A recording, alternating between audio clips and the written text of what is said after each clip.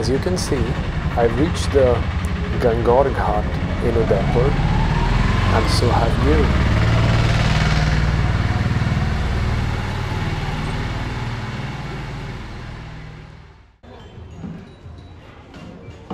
Wow, this is just exquisitely beautiful.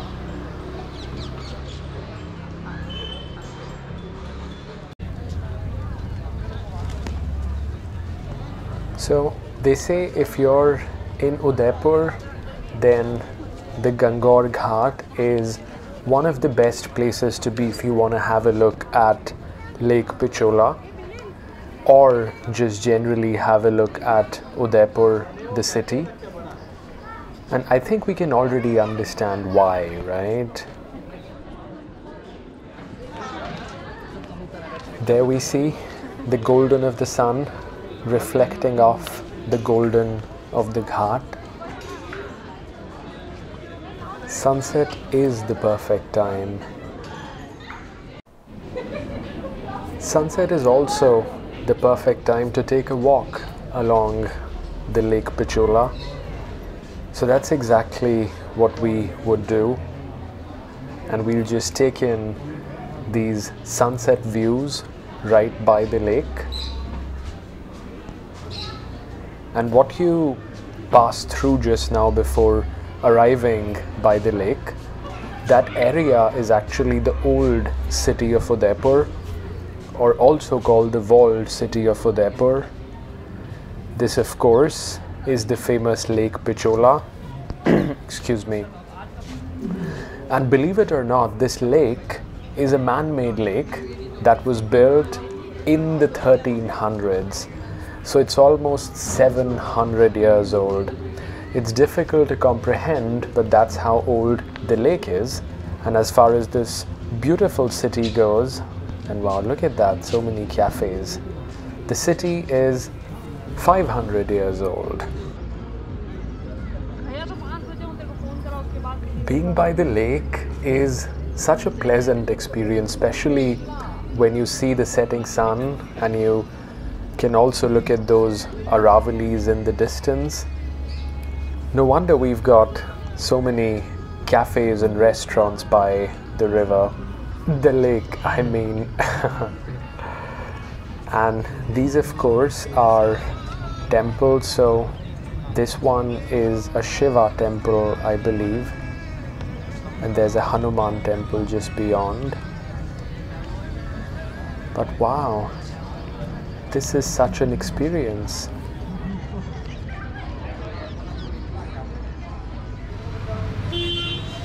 Alright, so of course we had a wonderful time by Lake Pichola, and now we are walking away onto our next destination. But before we reach there, of course, we have to pass through this area, which is the old city of Udaipur, also called the Walled City of Udaipur. As I was mentioning earlier, a bit like Chandni Chowk in Delhi, this is also very narrow and it's also built as a walled city. But the difference is this is actually much older. This was built around 100 years before even Chandni Chowk in Delhi was built. And I'm not sure if you've checked out my Chandni Chowk videos, but I'll put the link somewhere so you can go check those out as well. But Udaipur, yes, so this was built in 1560s and it was built around the lake that we were looking at just now, Lake Pichola. Pichola is actually the name of a village. I don't think it exists anymore, but that's where the name Lake Pichola came from. And Udaipur came from the name of the king who built the city, so he named Udaipur after himself.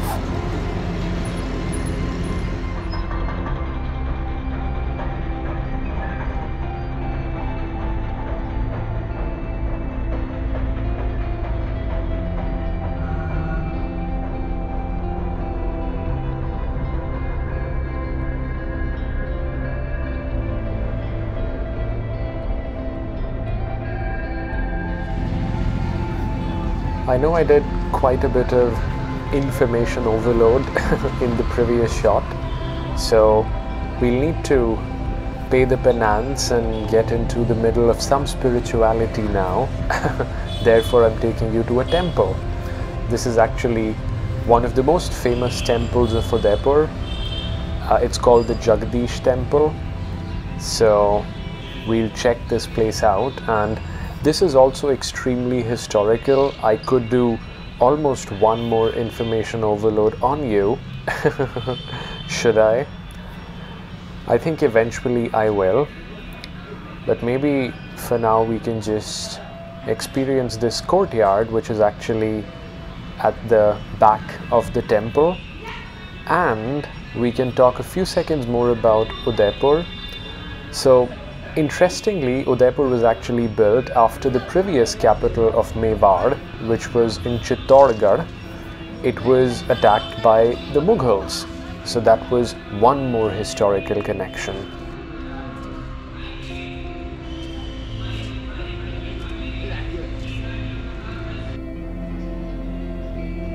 We are here now, inside the Jagdish Temple, and the atmosphere here, I'm not sure if you can feel it, but it's so peaceful and so spiritual and so calming. And this is despite all the noises that you hear. And if you focus on the carvings, they would just blow your mind away.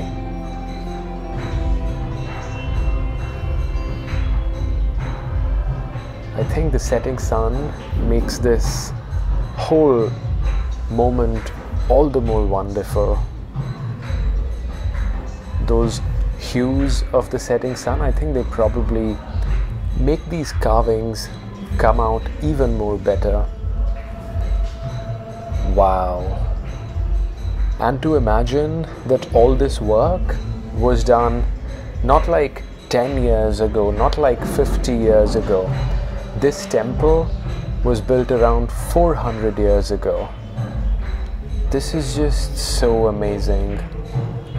And I think if we talk about the modern world, we just cannot do this, right? We always look at the return on investment, we look at the economics and the feasibility of what we are doing, which I think makes sense. That's how we should be efficient about money and resources. But I think what you also lose out when you're looking at those capitalistic considerations, you lose out on wonderful structures such as the Jagdish Temple, which completely blows you away the moment you comprehend the beauty and the scale and the complexity of the carvings that you see here. It's just something else. And I think you have to be here to experience this moment. We have the sun setting on the right hand side. No, it's the left hand side. It's setting in the west, and we've got the beautiful temple, the 400-year-old temple on our right, or the east. What a moment this is. And the atmosphere, despite all those sounds, it's so beautiful and it's so calming and also so energetic at the same time. There you can read some history. So this is Gangour. It's actually, according to Hindu mythology, supposed to be the vehicle that Lord Vishnu used. He would fly on top of Gangour from one place to the other. So Gangour is actually a bird in Hindu mythology that Lord Vishnu used to move from one place to the other. So it's called Lord Vishnu's Vahan. And just as we see Gangour on this side of the main structure of the temple, which is right there, there are a number of other structures which are created surrounding this temple, and of course the main temple is right there, which has Lord Vishnu in it. So I think some of the sounds that we were hearing inside the temple complex, they were actually coming from this program. It's some patriotic program that's happening right in front of the temple.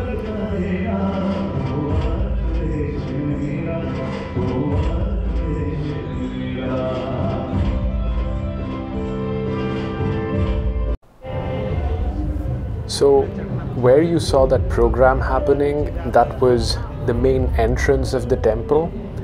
But we are of course walking towards that side of the temple where we'd entered from.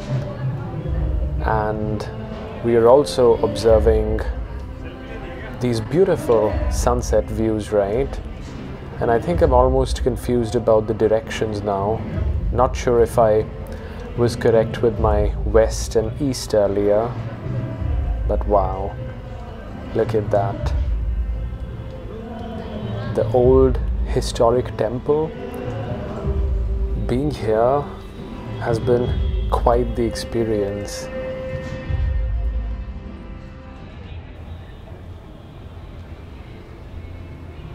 So as you can see and probably feel, the sun has beautifully set on this city of lakes.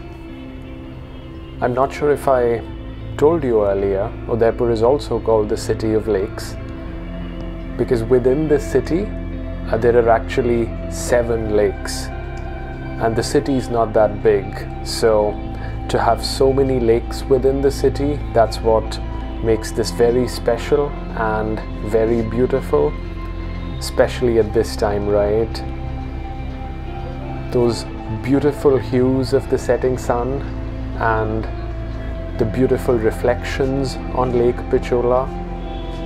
This is just unmatched.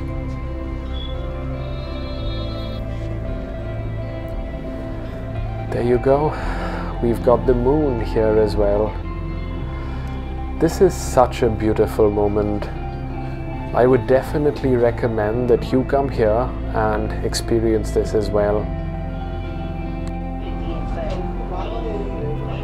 And I cannot help but think that all this was done because of human ingenuity and human creativity. All these lakes, they're actually man-made lakes, they're not natural lakes, and they've added such beauty to this city.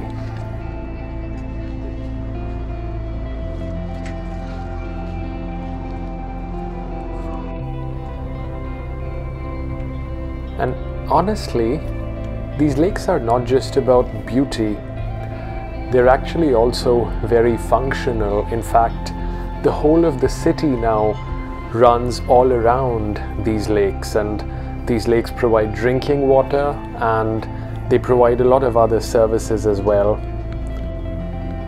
I guess hats off to the people who built these lakes and built this city hundreds of years ago.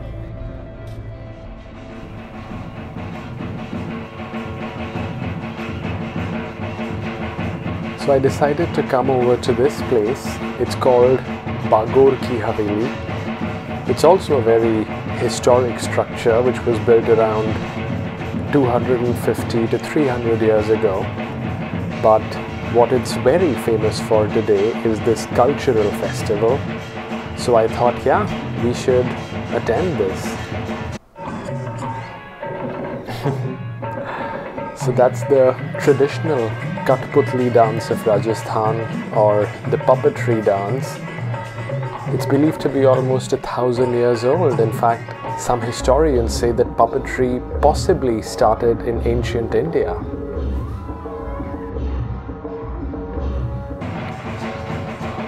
This is so wonderful, such vibrant and festive vibes here late at night in Udaipur. And I think this is it. I'll catch you again. Bye.